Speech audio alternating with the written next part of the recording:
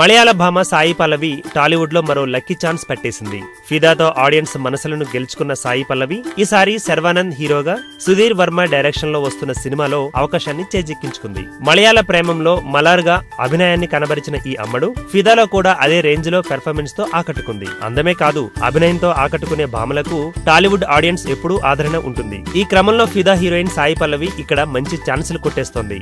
Recent గా కేశవ అనే చిత్రంతో పర్వాలేదు అనిపించుకున్న సుధీర్ వర్మ శర్వానంద్ తో వెరైటీ సబ్జెక్ట్ తో సినిమా అనుకున్నాడట. స్టోరీ సింగిల్ సిట్టింగ్ లోనే ఓకే చేయగా అందులో హీరోయిన్ కు ఎంతో ప్రాధాన్యత ఉంటుందని తెలుస్తోంది. ఈ మధ్య వచ్చిన హీరోయిన్స్ లలో సాయి పల్లవి స్పెషల్ క్రేజ్ తెచ్చుకుందని చెప్పాలి. కేవలం ఒక హీరోయిన్ నటన గురించి సినిమా చూసేయచ్చు అనే భావన కలిగేలా చేసింది సాయి పల్లవి. వరుణ్ తేజ్ తర్వాత శర్వానంద్ తో ఇలా టాలీవుడ్ కెరీర్ ను సూపర్ గా ప్లాన్ చేసుకుంటోంది సాయి పల్లవి. ఇక మరోపక్క ఆమెకు కోలీవుడ్ లో కూడా మంచి అవకాశాలు వచ్చి పడుతున్నాయి. నేచురల్ బ్యూటీగా నేచురల్ నటనతో ఆకట్టుకున్న సాయి పల్లవి తెలుగులో తన రెండవ నేచురల్ స్టార్ నానితో ఎంసీఏలో నటిస్తోంది. మరి ఇద్దరు నేచురల్ స్టార్స్ తో కలిసి చేసే ఆ సినిమా ఎలా ఉండబోతుందో చూడాలి. ఎంసీఏ సినిమా కూడా దిల్ రాజు నిర్మాణంలో వస్తుండడం విశేషం.